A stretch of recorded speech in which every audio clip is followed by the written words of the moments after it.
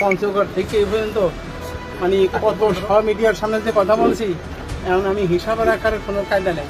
এখন আজান দিছে একামত, মানে আজান দিছে সুন্নত পড়ার সময় নাই, এখনই খুতবার জন্য মিম্বরে ওঠা লাগবে, নামাজ কালাম তো কিছু পড়াইতে পারবো না, বিচার কথা বলবো।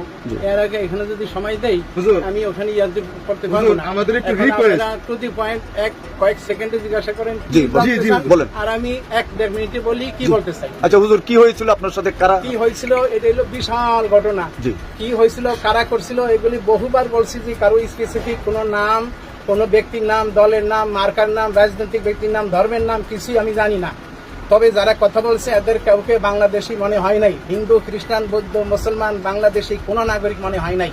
আর কি জানতে চান? তারপরে আমার কি কি করছে, কি কি দিয়া মারছে, কেমন করছে, উলঙ্গ করছে, আরো তুই পাশবিক অত্যাচার করছে, এগুলি বহুবার আপনারা মিডিয়াতে ঘাটলেই জানবেন। নতুন করে জানতে চাইলে আমার গোড়া থেকে আরো কমপক্ষে 2.5 ঘন্টার সময় এখানে আমার দিতে হইবে, অথচ আমি 2.5 মিনিট সময় দিতে পারতেছি। কিভাবে নিয়ে গেছে এবং ওইখানে কিভাবে নিয়ে গেছে এই কথাটা বলতে গেলে তো আবার গোড়া থেকে সব বলতে হয়। এখান থেকে হাঁটতে গেছি, শোনেন, এখান থেকে হাঁটতে গেছি, সেখান থেকে ওই অ্যাম্বুলেন্সে উঠাইছে, সেখান থেকে সারাদিন চালাইছে।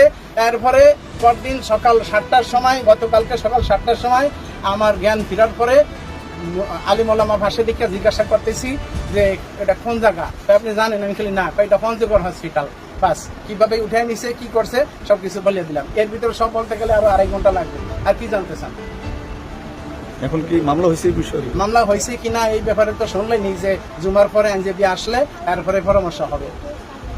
এখন আপনার শারীরিক কি অবস্থা? আমার শারীরিক অবস্থা মোটামুটি, ব্যথা ব্যথা আছে, মাথা চক্কর দেয়, মাথারে ব্রেন টিউমারের এখানে বহুবার আঘাত, এই কাটা ব্রেন টিউমার দেখেন, বহুবার আঘাত, এই কামটা টোটাল বন্ধ হয়ে গেছে, মনে হয় কোনোদিন আমি শুনতে পারবো না। আর এই মাথাটাও প্রচন্ড রকম ঘুরায়, মাথা মুখা সব কিছু, কামটা আমার শেষ, আমার মানসিকভাবে শারীরিকভাবে সব শেষ। আমার এই অবস্থা, আমার দাড়ি কাটতে বলেছে, এগুলি বলতে গেলে আমার উল্লঙ্ঘ করি, এরপরে জামার কাজ করছে, আমার পায়জামা খুলে নিয়ে গেছে, আমার সব না পায়। আমি পরবর্তীতে হসপিটালে এগুলি ধুইছি এগুলি আর কি বিস্তারিত কি শুনতেছেন? বলা যায়?